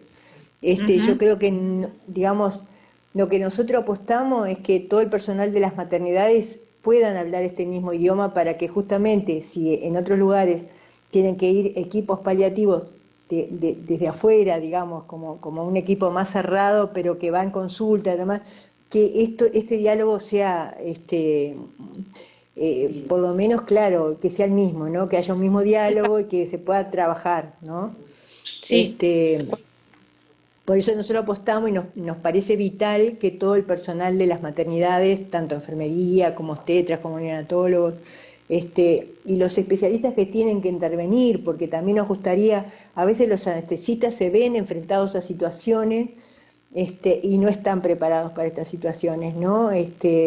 A veces cuando operan a un niño pasible de cuidados paliativos dicen, bueno, pero si me para acá en la operación, ¿qué hago, no? Me pasó una vez con un anestesista y ahí me di cuenta que en realidad ellos no tienen preparación para estas situaciones tampoco, ¿no? Y que tienen que ser acompañados. Y vos dijiste la palabra clave, que es acompañar, ¿no? Saber acompañar. Exacto. Bueno, ¿querés decir algo? No, a mí lo que se me ocurría es, en el interior, ¿qué posibilidades tienen? No, pero igual a comentar tú, de solicitar necropsias, porque nosotros como que hablamos en Montevideo, pero... Bueno, sí, el tema de la necropsia en el interior, no sabemos si están pudiendo tener posibilidades de pedirla, dice Adriana. Nosotros acá no tenemos problema, pero sí que algunos tienen que mandársela a Carmen Gutiérrez, por ejemplo, ¿no? Implica un traslado, implica... Sí. Creo que en todo el interior pasa más o menos lo mismo, ¿no? Que a veces eso también influye en la negativa, ¿no? Porque si uno piensa el dolor del hijo fallecido y encima que el cuerpito tenga que... creo que por eso es tan importante estar en el momento en que el neonatólogo pueda sacar, incluso se pueden, las fotos que nosotros le recomendamos a los padres sacar para su estudio y todo demás, pero también... por ejemplo, las autopsias, cuando los anatomopatólogos las hacen, empiezan con fotos, ¿no? Porque se pueden percibir muchas cosas en las fotos. Entonces, a veces hay cosas que se podrían hacer como cosas parciales para cuando no se puede tener, ¿no? Me decían en un momento los residentes, que yo estaba hablando de esto de la devolución de necropsia, que algunos me decían, hay instituciones donde la tiene que pagar la persona, entonces el usuario.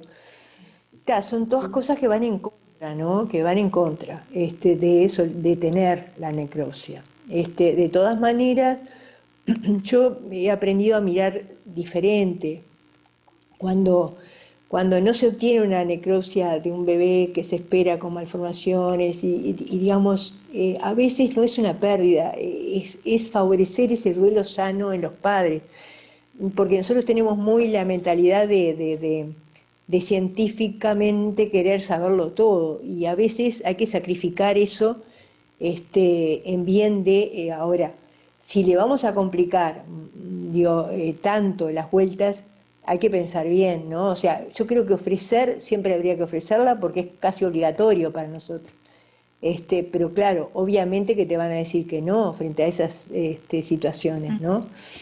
Es complejo de resolver, ¿no? Es muy complejo, pero yo lo que más descubrí, porque nos buscamos y buscamos y buscamos dónde está el derecho de los padres es a decir que no, o sea, como que el último acto sería la obligación y los padres tienen derecho a decir que no, ¿no? Y yo no lo veo como una falla de el no obtener una necropsia en este tipo de niños, por lo menos, ¿no?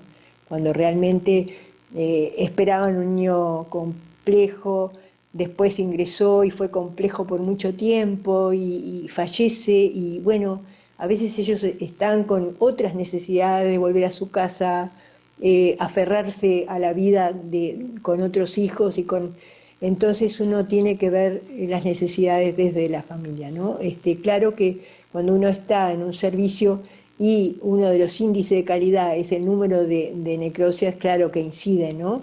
Pero cada vez más tenemos diagnósticos prenatales muy buenos y prácticamente podemos tener toda la información ya desde ahí, ¿no? Y a veces hacemos estudios como Neuroscan, como resonancia, hacemos muchas cosas prenatalmente y a veces realmente uno tiene que decidir en base a las necesidades de la familia. ¿Podemos ayudar a esta familia a hacer un duelo sano con esta autopsia? Yo me preguntaría eso cada vez que tengo que pedir una autopsia. Bueno, me queda solo agradecer a Adriana que me aguante todos los días del año, que no es fácil. Bueno, agradecerte, Adriana, realmente. No, muchas gracias a ti. No en vano sos la que me sigue, la que me aguanta y bueno, realmente tengo que hacerle un agradecimiento muy especial. Bueno, y agradecerles a ustedes por seguirnos todo el año. Todavía no termina el año, así que alguna otra cosa vamos a tener. Le pedí a la doctora Botaro para la próxima hablar un poco más del diagnóstico prenatal, que habíamos empezado la charla anterior. Es un tema que a mí me gusta mucho. Hemos tenido una apertura por parte del equipo prenatal impresionante, trabajamos a la par y en equipo, y me parece que otros equipos de paliativos tienen que como que aprender de esta etapa y de cómo se maneja, justamente porque de golpe no están inmersos en la neonatología o en la maternidad, y es muy importante absorber esta parte, y le pedí a Botaro que nos diera una charlita de eso. Así que bueno, nos estamos viendo el primer miércoles del mes que viene, si Dios quiere. Bueno, gracias a ustedes. Chau, chau. Chao, chao.